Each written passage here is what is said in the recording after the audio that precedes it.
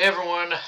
Okay, so right out of the gate, one of the big things I liked about this chapter is despite Yakuto's transformation into that whole black and white dragon, it still took a combined it still took the combined efforts and power of everyone to kind of ultimately defeat Bren.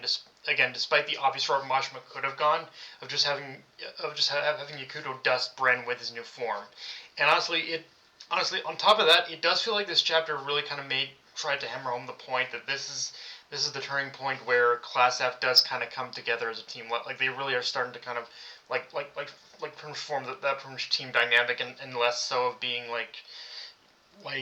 so individualistic, so to speak. Which I do kind of like how individualistic they were before, but I do appreciate, and I don't think that's really going to change. But I do like how they are developing that dynamic still. Um, Now, another thing too I like is that after the battle with Bren, we we come to learn from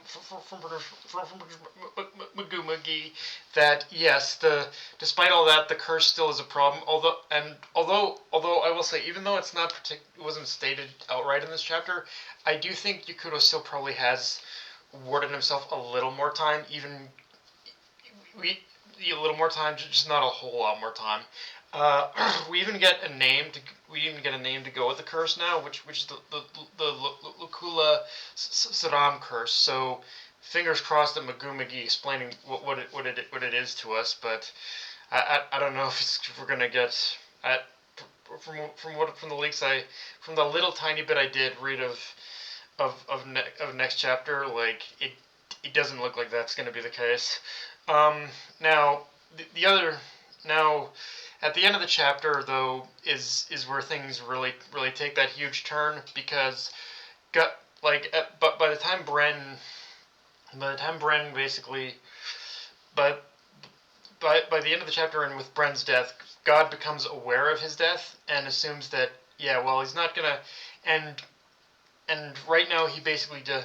And right now it seems like God's going the approach of he's not gonna outright go after them, but he is gonna double down on ways to kill Yakuto and the others indirectly, so to speak, at least for now. And yeah, he says he's going to do it through quote unquote a field day massacre, which I'm not gonna lie. From my basically memories of high school, it just sounds like an average day in PE. In PE. So yeah, I can only so if it's anything phys ed, I can only imagine what the demon equivalent of that would be. Like it's bound to be pretty rough. Like I'm not gonna lie, it's when you can considering the demon considering Dead Rock's like whole school plan. Like yeah, you gotta imagine that thing's gonna be pretty fucking rough. um, Now if I did have maybe one thing, and really it's really kind of just a nitpick on my part because it's that thing of having of your of having an expectation and the chapter not really meeting that expectation is that I is that if I'm taking Alessia's interaction with Magoo at face value in this chapter, I'm not a huge fan of the idea that Celestia is just a fan of hers. It's one of those things where in my head I would have preferred the more mentor-student relationship I had theorized about because there's just kind of more to explore with that, more narrative to explore with that idea. Whereas with just the idea of her being a fan, it's like, oh, so she's just a fangirl of Magoo McGee. All right, again, I don't hate the idea, but it's like it could have been. But again, it could have been way better than what it was, honestly. And yeah, I don't. Again, just it's just one of those things where there's a little tiny bit of wasted potential, in my opinion. Um, and yeah, outside of that, there's not really a whole lot more to talk about. I do admit, I guess when you kind of look, I do admit, I think in some ways it did feel like maybe Bren got dusted a little. I think the only major, I think the only other thing I might have a problem with is, and there were certain points where it did feel like Bren maybe got dusted a little too easily after.